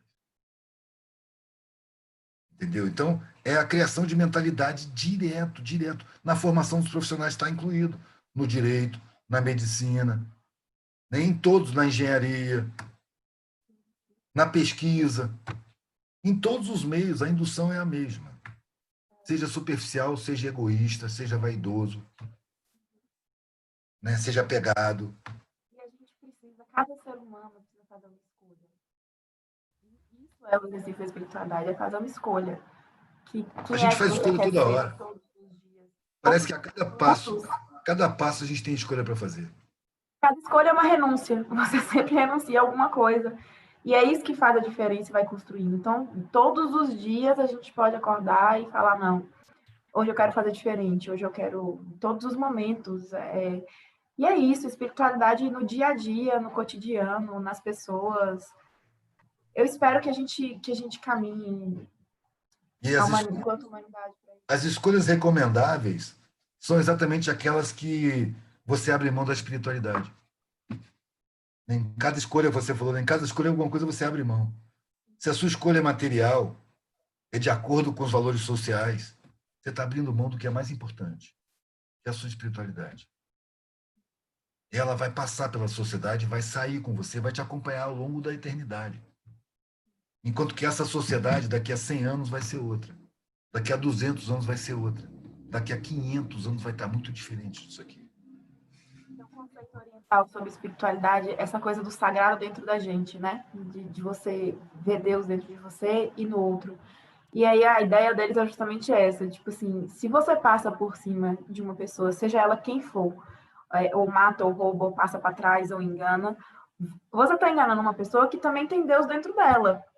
Então é essa coisa do todo, de você enxergar o sagrado em você e no outro. Não, eu não estou fazendo mal e um pedaço de você no outro. Não, eu não estou fazendo mal para o outro. Eu não posso só passar mal por cima do outro. Eu estou passando por cima da divindade no outro, eu estou passando por cima de mim no outro. É um conceito muito avançado que a gente precisa sentir, eu acho, e que pode realmente desmontar aí esse conceito patriarcal, porque se você vê Deus fora, você vê o outro separado de você, então o que importa às vezes passar por cima do outro? Mas se você vê o outro como uma extensão de você, o outro como uma manifestação desse mesmo Deus que também está em você, que é amor, como é que você consegue fazer mal para o outro sem fazer mal a você mesmo? Em algum nível, toda vez que a gente faz mal para o outro, a gente faz mal para a gente, não tem como ser diferente. Sim, sim. Mas isso é uma sutileza que não se percebe ainda. São poucas as pessoas que percebem isso. Eu percebo, eu falo sempre disso. Mas a maior parte das pessoas não percebe isso. Porque quando você vê alguém que sacaneia muito, que engana muito, que é cheio de dinheiro, você quer ver o castigo acontecer. E se você não vê o castigo acontecer, você chega à conclusão que não tem castigo, que não tem consequência. O cara se deu bem, ficou por isso mesmo. Porque você não vai acompanhar a história. Ninguém sofre consequência para realizar a vingança de ninguém. As consequências são inevitáveis, mas não estão aí para o gáudio, para ninguém se fazer. Aí, tá vendo? Se deu mal. Isso é um sentimento muito grosseiro. É o sentimento da forra. Eu quero que ele sofra. Não, eu quero que ele pare de fazer sofrer. Se ele vai sofrer pelo sofrimento que ele já fez, isso não é problema meu. Isso é uma lei universal. É outra história. Eu não estou preocupado com isso. Eu não quero saber disso. Eu quero saber que ele tem que parar de fazer o mal. Eu vou esclarecer as pessoas que ele está fazendo mal. Mas eu não vou ter raiva dele. Ele é um elemento construído nesse meio social que a gente vive. É a estrutura que cria condições de construção para esse tipo de personalidade. Então não me cabe ter raiva do indivíduo, me cabe ter raiva da estrutura social, que estimula atitudes desses indivíduos, estimula a perversidade, estimula o egoísmo, estimula o apego, a disputa, a desunião, o atrito, a competição. É um sistema social que estimula isso. As mentalidades mais bizarras. Quando eu escuto uma opinião absurda, perversa, desumana, eu não focalizo o indivíduo que está enunciando essa opinião. Eu focalizo o mecanismo que criou essa opinião, não só na cabeça dele, mas de milhões de outros que pensam igualzinho a ele. Que repete um padrão. Você pode ver que não é só um que fala, é muitos que falam a mesma coisa, do mesmo jeito, com o mesmo código, e às vezes com as mesmas palavras. Então, você tem uma fonte para esse tipo de coisa. Não cabe eu entrar em atrito com as pessoas que estão exercendo isso. Elas são vítimas. E sofrem as consequências. O nível de relação que essas pessoas têm é sempre assim, conflituoso, disputador, superficial. Elas, sendo assim, elas fabricam o seu próprio inferno. E eu não me sinto no direito de responsabilizar essas pessoas por serem o que são. Eu me sinto, sim, na obrigação de perceber que a sociedade induz as pessoas a serem assim, estimula o que o ser humano tem de pior. Então, é o modelo social meu foco, e não a opinião absurda que a gente vê por aí. Bandido bom é bandido morto, essas coisas. E aí a gente entra num outro conceito, que é essa questão da vingança e do perdão. As pessoas entendem o perdão de maneira tão limitada também, porque eu já ouvi muito falar assim, mas eu não vou perdoar não, porque é um desaforo. E, na verdade, o conceito do perdão é aquele, tipo, você sente raiva da pessoa como se você estivesse segurando um carvão em brasa, esperando que o outro se fira, Se quando queime. você se queima. Então, o perdão é um ato de liberdade para você mesmo, porque o outro não te deve, ele deve para o universo, ele deve para as leis universais. Quem faz mal, seja quem quer que seja, deve para a vida, não, porque Ah, você não fere a vida. Agora, mas não é.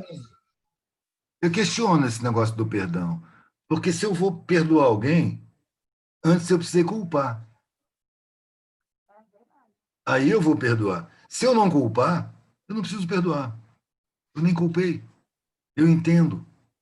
Não é que eu concordo, eu não concordo. Mas eu sei que é fruto da construção social. Aí é um nível muito, muito, muito mais avançado. De nem culpar. É porque culpar dá trabalho. É desagradável estar culpando as pessoas. Eu não escapo, Sabe? não, mas eu procuro escapar o mais possível. Dependendo da situação, você cai. Mas quando você atenta para isso, você fala: por que eu estou culpando, cara? Quem sou eu para culpar alguém? Isso é um fruto de uma sociedade primitiva. Não me cabe culpar. Se eu puder sensibilizar, é minha obrigação sensibilizar. Se eu não puder sensibilizar, eu vou para o outro lado, cuidar da minha vida. Não tem que estar julgando ninguém. Isso é um ato de liberdade interna. É se Ah, libertar da necessidade do tomar lá da cá. E só que às vezes esse sofrimento, esse apego ao sofrimento é que é difícil, porque a gente aprende que tem que ser assim, tem uma estrutura que diz que é assim, e aí entra como se fosse uma zona de conforto, e sair disso é de difícil, dói, comodismo, né? mas é o único Cômodo. caminho Não que é nem pode libertar. confortável, é cômodo. Cômodo. É cômodo, não é nem confortável. É Mas cômodo. não tem como a gente ser livre sem a gente se libertar internamente disso. De algumas coisas, né? A gente pode se libertar de algumas correntes. Eu não conheço o que é liberdade plena. Enquanto a gente tem alguma necessidade para suprir, a gente não pode querer a liberdade plena. Se eu tenho alguma necessidade, eu estou preso nessa necessidade, eu preciso suprir essa necessidade. Eu não posso, não estou livre. Né? O que seria liberdade? Liberdade seria existir sem nenhuma necessidade. Eu não preciso de nada. Então, qualquer coisa que eu faça é porque eu quis fazer. Eu sou livre. Se eu não quiser fazer nada, eu não preciso fazer nada. Então, na verdade, eu não tenho acesso à liberdade plena. Mas eu estou dentro de uma sociedade que me acorrenta de todas as maneiras. Então, o aspecto da liberdade, para mim, é me libertar das correntes sociais, que não vem a ser a liberdade. É um tipo de liberdade, porque acorrentam sua mente, acorrentam seus valores. E você começa a se comportar de uma forma que é ruim, é conflituosa, é desagradável, é sofrida. Então, se você começa a quebrar esses elos dessas correntes, você vai ter uma vida com melhor qualidade, vai estar livre dessas correntes, mas isso não quer dizer que você está livre. Parcialmente. Você está livre das correntes sociais, das correntes da indução, das mentiras sociais, que te fazem comparar com seu irmão para ver quem é melhor do que quem. Isso é uma indução, isso é uma corrente. Se eu sou melhor do que você em alguma coisa, você é melhor do que eu em outra coisa. Eu sou melhor em aplanar o terreno, você é melhor em fazer comida. Então eu vou aplanar o terreno e você vai fazer comida. E a gente combina. Porque você vai usufruir do terreno plano e eu vou usufruir da comida. A gente precisa aprender a compor, a cooperar. Mas isso é um procedimento subversivo na sociedade da competição. A gente é induzido a encarar o outro como adversário, desde a escola. O outro é sempre um adversário. Isso é um passo a se superar, é uma situação a se superar. Eu penso que a gente vai sair da competição para a cooperação. Já existe cooperação no planeta. Só não tem o foco, né? Não aparece muito. E é bom que não apareça muito, porque se aparecer muito, a repressão vai para cima. Mas está se desenvolvendo. Está se desenvolvendo. O MST, por exemplo, tem uma solidariedade extrema. Né? Quem convive, vê, percebe. O cara que está produzindo, ele está preocupado com o cara que está lá sentado, que não tem condição de produzir, ele pega uma parte da produção, manda para ele. Existe uma solidariedade que é um exemplo para a humanidade. E eu não estou falando dos dirigentes, estou falando de base. Pobre que não tem sentimento de inferioridade. Pobre que entende por que ele é pobre. Entende por que a sociedade é tão desigual, tão desumana. Então, esse é o pobre que apavora o dominante. Que é um pobre que tem consciência e tem autoestima. Por isso que MST é monitorado pelo sistema de informações. É o pavor que os dominantes têm da organização dos mais pobres. Que são realmente quem é capaz de construir uma sociedade nova. Quem tem condição de construir uma sociedade justa é a mesma classe que constrói essa sociedade injusta. A questão é só o nível de consciência. Porque os dominantes não têm força física, não têm força moral, psicológica para encarar as dificuldades que a massa encara. Quem tem condição de construir de verdade são os que já constroem. Eu acho que aqui na base está surgindo um movimento legal, sabia? Eu ainda acho que a gente está saindo da infância para entrar numa adolescência enquanto humanidade. E que existem movimentos anônimos muito importantes acontecendo, de consciência, de despertar de consciência, de coletividade, de entender que nós não somos, sair do cartesiano para o sistêmico, para dizer, não, nós somos um sistema, um coopera com o outro e a gente precisa que seja assim. Eu acho que tem um movimento legal em torno disso surgindo, eu acredito. Embrionário ainda, em vários lugares. Eu acho que a gente caminha para isso. Só que quem está no poder hoje vai fazer tudo para embarrear. Já faz para embarrear todo possível. Criminaliza, demoniza, prende, né, transforma em terrorista, vai atrás, atrapalha, difama, né, não quer que aconteça. Mas eu acho que é um fluxo inevitável. Por mais dificuldade que se coloque, não tem como conter. A gente caminha na direção de ser a humanidade, de ter uma sociedade que prioriza realmente o ser humano, não dominada por um punhado de seres que se sentem os humanos e, na verdade, têm uma atuação desumana, antissocial, escravizadora. Despertar a humanidade na gente e na coletividade. O caminho é esse aí, não tem para onde correr, não. Esse despertamento é inevitável. Não cabe a ninguém fazer esse despertamento. Ao mesmo tempo, cabe a todo mundo. Não é nunca na pretensão de convencer o outro, é na intenção realmente de se enxergar enquanto ser humano e assumir a responsabilidade enquanto ser humano, mas ninguém convence ninguém de nada. Essa ideia também do convencimento, eu não acho legal. Eu acho que o ato do convencimento é uma atitude violenta. Você não tem que convencer ninguém. Você pode mostrar a sua ideia. Compartilhar, pessoal. Você oferece a sua ideia, a apreciação. Você não tem que mostrar o erro do outro, não. Mostra a sua ideia. O outro vai perceber o erro por si, sem arrogância, na humildade, na boa vontade. É muito mais fácil você passar conhecimento, instrução, noção das coisas, quando você trabalha com humildade, você oferece, dando a liberdade da aceitação ou não. Olha, você quer? Olha o que eu tenho aqui. Tá afim? Se a pessoa falar, tô afim, ela tem condição de dar proveito. Se ela falar, não tô afim, cabe a você respeitar e guardar e levar para outro lugar, onde possa ser aproveitado. Exatamente, essa é a postura. Gente, o tempo passou, a gente já está falando há 1h30, você acredita? Nem 1h30? Eu não estou vendo aqui, não tem nada marcando. 9h30, imagina, voou que o tempo, eu tomei um susto agora que me ligou o relógio. Eu espero que essa Covid, que esse drama passe logo para você poder vir para Bahia, para a gente poder tomar uma cervejinha aqui, bater papo e fazer os sanduíches vegetarianos. O passo a gente arruma anticorpos. Não tem outra. Arrumar logo esses anticorpos para poder ficar livre disso. Mas assim que der, a gente espera aqui, tá? Tá massa. Tá massa. A 116 é caminho, cara. É caminho, é só pegar a reta e vir direto, você já sabe o caminho já. Pois Lu, é. obrigada de verdade mais uma vez pela Valeu. aula, por compartilhar suas ideias e um pedaço da sua alma com a gente. E é sempre muito bom te ouvir, muito bom conversar contigo. Gratidão por você ter me atendido aí meu pedido, viu? Tá tranquilo, cara. Que venha outros, eu vou atender sempre que eu puder. Você sabe disso. Obrigado, moçada, todo mundo que assistiu aí. Obrigado pela atenção, bom proveito. Pessoal de Vitória da Conquista, escuta essa menina aí, que ela tem muito para dizer, pra ensinar. Gente, obrigada por ter assistido a gente. Gratidão. Semana que vem a gente deve fazer outra aí com alguém, ainda não sei quem, a gente ainda vai analisar, mas obrigada, parabéns pelo seu trabalho. Tamo junto. Qualquer coisa que precisar, você sabe que estamos aqui, é só falar, tá bom? Valeu, obrigado, mano. Beijo, Mas, gente, um abraço. obrigada aí pela atenção, pela paciência, né? De ficar ouvindo a gente 1h30. Uma boa noite para vocês, até mais. Beijo aí para todo mundo, viu?